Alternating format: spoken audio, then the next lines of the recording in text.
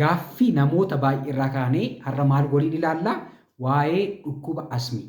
Dhukkuba asmii irratti maal waliin ilaallaa? Dhukkubni asmii maayini yookaan asmaa jedhanii waamu namoonni tokko tokko. Dhukkubni asmii maaluma sirumti isaa? Eessarraa dhufa? Akkamittis nama qaba? Rakkina maaliitis uumamee dhukkuba asmii jedhama? Inni gara biraanii dhukkuba asmiif maaltu nu saaxila? Isa sadaffaa irratti dhukkubni asmii mallattoo akkam akkamii argisiisa? Inni sadaffaa kan waliin ilaallu jechuudha. Inni arfaffaan xaaxaan dhukkuba asmiitiin dhufu maal maal fa'i? Shanaffaa irratti dhukkubni asmii kun akkamitti yaalamaa? Maaliin yaalamaa? Yoo akkam goonee yaala isaa baay'ee effektiivii yookaan baay'ee yaala madaalawaa goonaa kan jedhu wal duukaa ilaallaa jechuudha. Qabxii kana shanan wal duukaa ilaallaa jechuudha. Kun Dookter Yoon Bashaanaati. Chaanaalii isin mana keessan teessanii waa'ee fayyaa keessanii fi waa'ee fayyaa maatii keessanii ittiin bartan, ittiin barsiistan waan ta'eef hamma dhumaatti nu hordofuu hin dagatina. Tokkoffaa irratti dhukkubni asmii maayini? Asmiin ni daddarbamuu hin darbu. Namoonni baay'een dhukkubni asmii akka daddarbutti beeku. Nama tokkorraa nama tokkotti wal faana nyaachuutiin, wal faana dhuguutiin, hafuuraan ni daddarba isaanitti fakkaata namoota baay'ee. Dhukkubni asmii dhukkuba daddarboo miti. Nam tokkorraa nama tokkotti karaa hafuuraa wal faana nyaachuun, wal faana dhuguutiin, wal tuttuquutiin, karaa hafuura walitti baafachuutiin dhukkuba daddarbu miti. Tokkoffaa irratti dhukkubni asmii dhukkuba daddarbu miti. Dhukkuba yeroo dheeraaf nurra turuu fi dhukkuba ujumboo qilleensaa walitti suntureessu yookaan dhiphisuu kiroonik inflaamaatoorii diizis jedhama. Nan kominikabil jechuun dhukkuba daddarboo miti.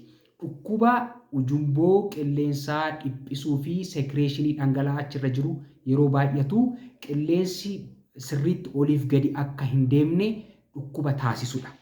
Dhukkuba yeroo gabaabaa keessatti dhufu hin taane yeroo dheeraa kan fudhatudha. Kiroonik inflaamaatoorii diizisidha. Kanaaf kulkullii ujumboo qilleensaa gara somba keenyaatti geessu yeroo uumamu yookaan dallansuu ujumboo qilleensaa, dhiphachuu ujumboo qilleensaa yeroo uumamu dhukkuba uumamudha jechuudha. Yookaan dhukkuba mallattoo argisiisudha. Malee dhukkubni asmii nama tokkorraa nama tokkotti kan daddarbu miti. Dhukkubni asmii yeroo baay'ee jeneetikii ta'uu danda'a. Haadharraa, abbaarraa, obboleessa, obboleettiirraa jiinii tokkoon yookaan jeneetiksiidhaan wanta nuti hirmaannu jiraachuu danda'a. Inni kuni dhaalaan haa dhufu malee, dhaalaan haa daddarbu malee wal faana jiraachuudhaan yookaan hafuuraan dhukkuba daddarbu miti jechuudha. Inni gara biraanii dhukkubni asmii yoo nu qabee mallattoo akkam akkamii argisiisa? Mallattoo afur isinitti hima gurguddaa jechuudha. Inni tokkoffaanii xiixuu lapheerraa nu xiixuu yookaan wiizingii jennee kan waamnu xiixuu yookaan immoo sagalee kurr jedhu yookaan xixxi kan jedhu yookaan xiixuu sagalee xiixuu dhageessisuu danda'a. Inni tokkoffaan. Lammaffaa irratti laphee keenya walitti nu camaddadee qabu jechuudha. Walitti nu qabu laphee keenya irratti dhukkubbiin nutti dhagahamu walitti kan nu qabe. Inni gara biraan hafuura nu kutu inni sadaffaan. Inni arfaffaan qufaas qabaachuu danda'a jechuudha. Mallattoon kuni mallattoo asmii qofaan dhufu jennee damaddamuu yookaan immoo asmii qofatu fida jennee kaa'uu hin dandeenyu. Garuu yeroo baay'ee asmiin mallattoo kan arfan qabaachuu ni danda'a jechuudha.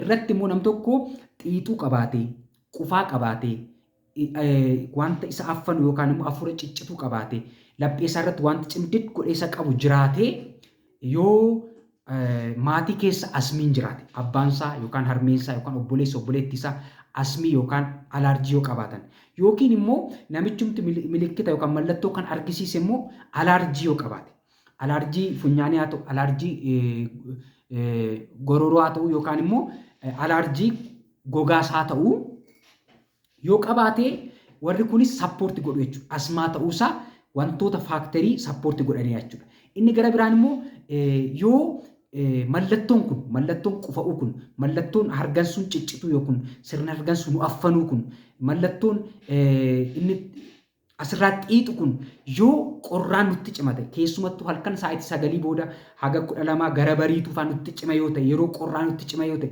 yeroo nuti exersaayisii goonu yeroo fiignu yoo waan nutti cimu ta'e akkasumas immoo wantoota foolii qabaniin iddoo baay'ee qilleensi gahaan hin jirree waan yoo nutti cimu ta'ee inni kunis asmii ta'uusaa argisiisa jechuudha. Gara asmiitti deemuusaa argisiisa yookaan asmii ta'uusaa argisiisa jechuudha. Wantoonni kuni milikkitoota yookaan mallattoo ani isinitti hime wantoonni nutti kaasan immoo qorra foolii fiiguu waan tokko tokko isaan faan yoo nutti ka'a ta'e halkan yoo nutti cima ta'e inni gara biraan immoo maatii keessas yoo jiraate nu immoo mataan keenya alaarjii qabaannee mallattoo kana yoo argisiisne kun asmaa ta'uunsaa baay'ee carraansa guddaadha jechuudha. Kanaaf ofirra tursuun qabdan mallattoo akkasii yoo argisiistan mana yaalaa hatattamaan deemtanii qoricha isaaf ta'u fudhachuu qabdu jechuudha. Inni gara biraan akkamittiin mirkaneessuun danda'ama? Asmii ta'uusaa akkamitti mirkaneessuun danda'ama? Ispaayiromeetirii wanti jedhamu jira. Wanti nuti lakkoofnu jechuudha. Inni sun immoo seetaappii tokko tokkorra malee hin jiru. Seetaappii hundumaa irratti hin jiru. Baadiyyaarra hin jiru. Itoophiyaa keessatti iddoo muraasa duwwaa jira. Isaan konfirmi gochuun danda'ama jechuudha. Akka jiru konfirmi gochuun danda'ama. Garuu mallattoon amma isinitti himee wantoonni nutti cimsanis wantoonni amma isinitti himee fi asmiin sun mallattoon suni dhufee bada yoo ta'e gidduutti simpitan firii taatanii yookaan immoo nagaama taatanii deebi'ee immoo isinitti cima yoo ta'e ni dhufa mallattoon suni xiixuun sun ni dhufa sa'aatii ta'e irratti qufaan sun ni dhufa sirna harkaan sun kee jeeqamuun nu affanuun sa'aatii ta'e irratti ni dhufa gidduutti immoo badee kan deebi'u yoo ta'e intermitant simpitan firii taanee gidduutti jechuudha. Deddeebi'ee wanta nutti dhufu, wanta nurraa xiixu, wanta nu affanu, waan nu qufaasisu, halkan yeroo qorraa waan nutti cimu yoo ta'e inni kuni dhufee baduunsaas asmii ta'uusaa argisiisa jechuudha. Wanti sin ajaa'ibu addunyaa kanarratti namoonni asmii qaban baay'eedha. Itoophiyaa keessatti keessumattuu immoo biyya keenya keessatti biyyoota guddataa keessa jiran keessatti asmii qabu garuu asmii akka ta'e hin beekan. Deemanii ilaalamanii inni gara biraan immoo dhukkuba biraati yookaan alaarjiidhaan yaalamu yookaan immoo yaala sirrii sin argatanii na asmiin sun erga isaanitti cimee isteeppii 3 erga galee yeroo baay'ee kan isaan hospitaala yookaan mana yaalaa dhufanii yaalamanii jechuudha. Mallattoo akkasii qabdu taanaan guyya tokko lama ofirra tursuu hin qabdanii deemtanii mana yaalaa qoricha asmiif ta'u saayid effektii hamaa kan hin qabne gara fuulduraatti rakkina biraarra akkan isin hin geessisne fudhachuu qabdu jechuudha. Yoo mallattoon asmii akkana ta'e yoo asmiirraa yaalamuu baanne yookaan yoo yerootiin yaalamuu baanne xaaxaan samaayin komplikeeshinii samaayin xaaxaa akkamii nutti fida asmii? Tokkoffaa irratti asmiin maal nutti fida? Jeeqamuu jireenya keenya nutti fida. Jireenya keenya baay'ee jeeqa. Maaliif akka barbaanne hojjechuu hin dandeenyu, akka barbaanne qilleensa keessa deemuu hin dandeenyu, akka barbaanne sirriitti rafuu hin dandeenyu, sa'aatii hirriba keenyaa jeeqaa, nu affanaa, sa'aatii hojii keenyaa jeeqaa, even ikoonoomii keenya irratti illee rakkina fiduu danda'a jechuudha. Inni gara biraan immoo even dhiphina illee nutti fiduu danda'a, anzaayitii, dipireeshinii nutti fiduu danda'a jechuudha. Asmiin seeraan kontirool hin taane yookaan hin to'atamne. Kun rakkina asmiiti. Inni gara biraanii maal nutti fiduu danda'a? Siiver asmaa yookaan immoo asmaa baay'ee hamaa ta'e nutti fiduu danda'a. Inni kun immoo hospitaala akka ciisnu, marfee fudhachuu, hospitaala ciisuu nutti fiduu danda'a jechuudha. Inni gara biraan maal nutti fiduu danda'a? Dadhabbina onnee nutti fiduu danda'a. Keessumattuu onneen keenya gara mirgaa dadhabu koor palmunaalee jennee kan waamnu jechuudha. Dadhabbina onnee nutti fiduu danda'a. Dhumarratti maal nutti fiduu danda'a? Dadhabbina sirna hargansuu. Respiratory failure nutti fiduu danda'a jechuudha. Dhumarratti maal nutti fiduu danda'a? Du'a nutti fiduu danda'a jechuudha. Dees. Kuni rakkina asmiitiin dhufudha jechuudha. Rakkinoota kana hambisuu fi nam tokko maal gochuu qaba? Jireenyi isaa akka hin jeeqamneef, bor onneen isaa akka hin dadhabneef, sirna hargansuu isaa akka hin dadhabneef, inni gara biraan immoo akka hin dhiphanneef, akka hojiin isaa hin jeeqamne, jireenyi isaa hin jeeqamneef nam tokko asmii yoo qabaate milikkitoota yoo argisiise maal gochuu qaba? Yerootiin yaala sirrii fudhachuu akkaataa sirriitti fudhachuu qaba jechuudha. Yaalli asmii immoo maalidha? Asmiin yoo qabaate nam tokko immoo akkamitti yaalama? Komplikeeshinii kana xaaxaa kana hir'isuuf maal gochuu qaba? Karaa salphaa ta'een isinitti hima. Asmiin isteeppii qaba. Isteeppii yaalaa, isteeppii salphaa, isteeppii ulfaataa, isteep up, isteep down wanta jedhamu qaba. Yeroo tiriit godhu jechuudha. Garuu haala salphaatiin isinitti hima. Namoonni baay'een Itoophiyaa keessatti asmii qaban isteeppii 3 fi isaa olidha yeroo baay'ee. Kanaaf maal barbaadaa? Qoricha gosa lama barbaadan asmiin. Controller and reliever wanta jedhamu jechuudha. Wanta namatti fursiisuu fi wanta nurraa to'atu akka irra deddeebi'ee nutti nuuf. Amma nam tokko guyyaa keessatti torbee keessatti si'a lama halkan si'a lama sakaasa taanaan torbee keessatti hirriba isa dhowwa taanaan inni kun baay'ee hamaadha jechuudha.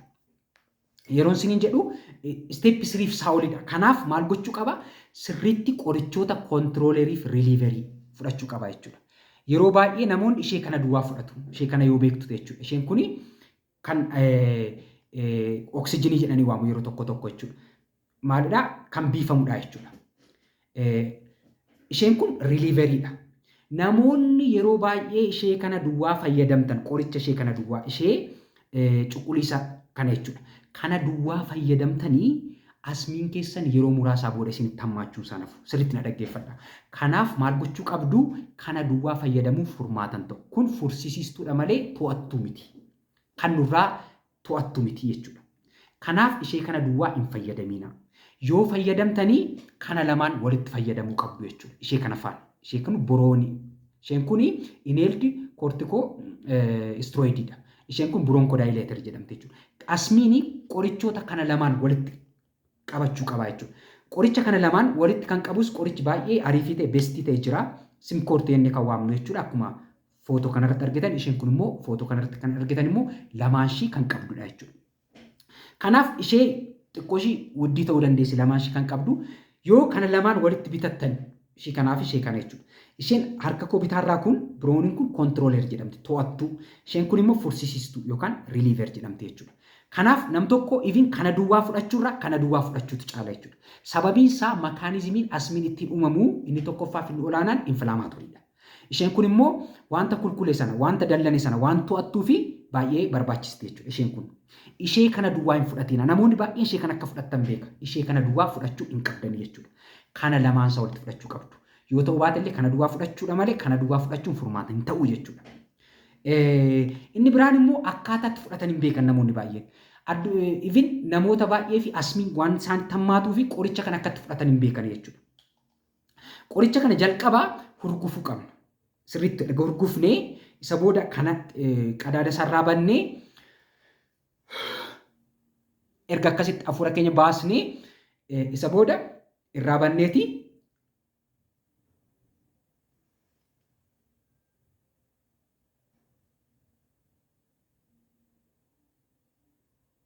akkasitti sekeendii 10 turuu qabna jechuudha. Jalqaba isa booda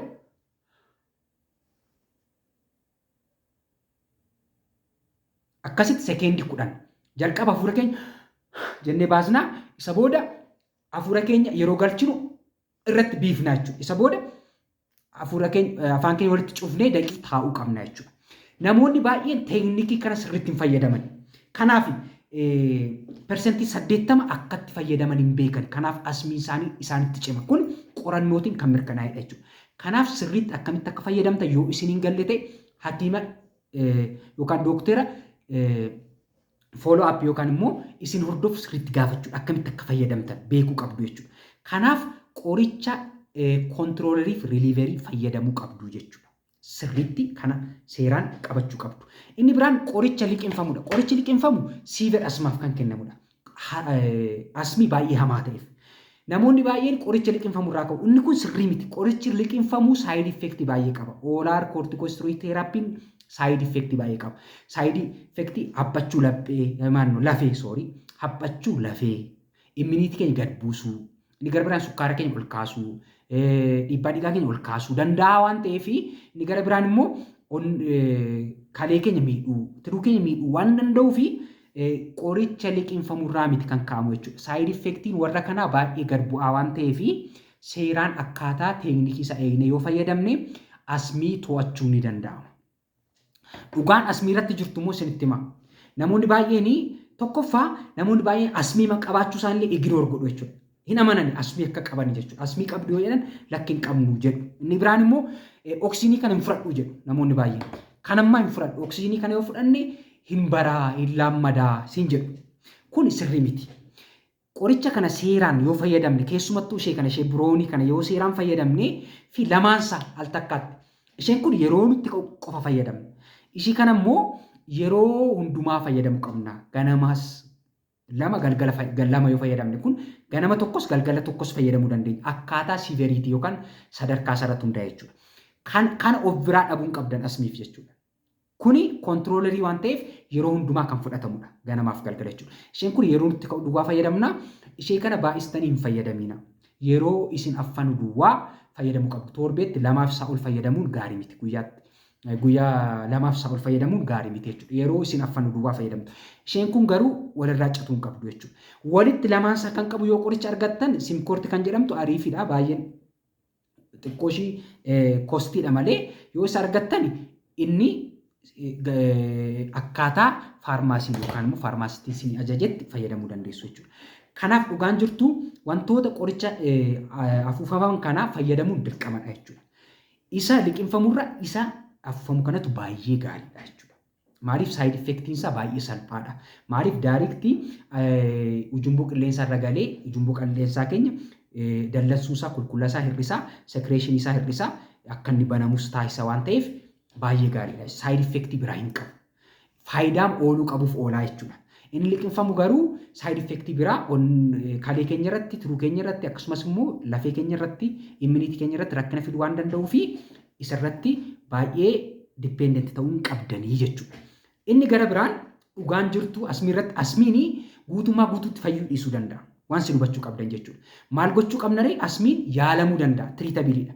Ni yaalamaa, ni to'atamaa, jireenya keenya akka hin jeeqne gochuu dandeenya. Step down gochuu dandeenya. Yoo amma fakkeenyaaf torbeetti guyyaa lama nutti dhufate jatti guyyaa lama akka nutti dhufu gochuun danda'ama. Qorichoota amma isin jedhee seeraan fayyadamu hordoffii gochuu hakiima sirrii biratti yaalamu. Hakiimoonni tokko tokko shuma kana duwwaa barreessu. Inni kun sirrii miti. Kun riiliiverii qofaadha. Ifin kana duwwaa barreessutu irra filatama. Kun to'attu waan ta'eef jechuudha. Yoo dandeessan lamaansaa walitti fudhachuudha. Kontirooleriif riiliiverii jechuudha. Akkasitti seeraan yaalamuu qabdu jechuudha. Dhukkubni asmii hin daddarbu kana beekuu qabdu. Kan hin darbu abbaarraa ilmatti haadharraa fudhachuu, abbaarraa fudhachuu, obboleessa obboleettii jeneetikiidhaan darba malee hafuuraan wal faana jiraachuun wal tuttuqqiidhaan dhibeen asmaa hin daddarbu jechuudha. Waan dhaggeeffattaniif galatooma.